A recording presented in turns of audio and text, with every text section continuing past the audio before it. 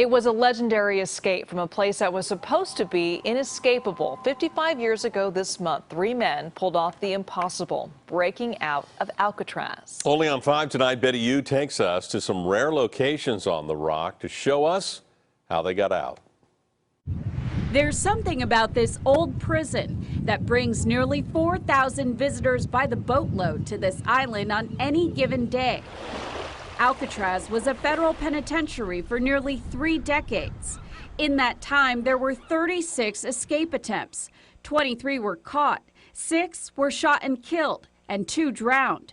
But 3 men, brothers John and Clarence Anglin and Frank Morris, have never been found. And they crawled out of their cells up on the roof and escaped into the San Francisco Bay, and that you got to give it to them. They broke the system.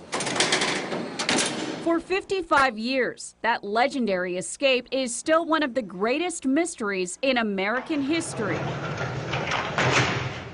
Welcome to Alcatraz. The allure partly fueled by popular shows and Hollywood, including the movie Escape from Alcatraz, starring Clint Eastwood. And what they did is I got an inside look at the infamous cells, normally off limits to the public, where the trio of bank robbers began their months-long plot. I'm standing in John Anglin's jail cell. It is 5 by 9 in the size of a standard pool table. If you take a look behind me, that's the air vent that he widened to escape through. They literally drill small holes around the existing vent and then push that concrete in. This photo shows the kind of meticulous work they did around the vent with the drill. On the night of June 11th, they were ready to go.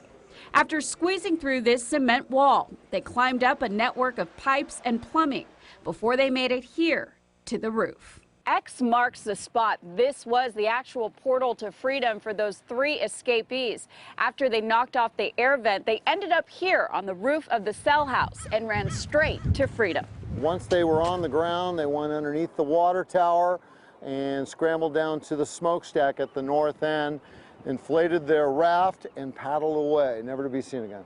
The inmates used 50 raincoats to make that raft in a secret workshop they set up on top of their cells. Paddle-like pieces of wood and one of the life vests washed up near Angel Island. What was left behind in their cells? Dummy heads made of plaster, paper mache, paint, and real human hair to fool the guards. Very sophisticated with all the moving parts. They did a lot of work. They read Popular Mechanics magazine. They had access to stuff from the library. This is the cover of that 1960 Popular Mechanics issue, found in one of the cells, featuring a how-to on raft making techniques. Supervisory Deputy U.S. Marshal Michael Dyke has been working this case for the last 14 years. He still gets 1 or 2 leads a month. Most turn into dead ends. There's theories about if they left at a certain time, the tides would have been in their favor and they could have made it ashore. There's theories that they were in South America. My general sense of it, there's a more likelihood that they didn't make it. The Federal Bureau of Prisons say that they drowned once they got off of Alcatraz and their bodies were swept out to the Pacific Ocean. End of story. If the men are alive today, Frank Morris would be 90 years old. John and Clarence Anglin, 86 and 87.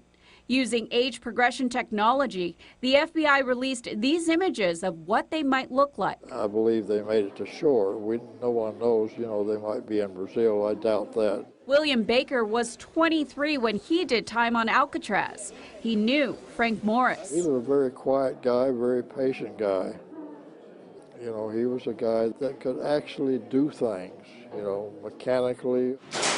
The men's ingenuity was as great as their desperation to escape from Alcatraz, now one of America's most popular tourist attractions. In San Francisco, Betty Yu, KPIX 5.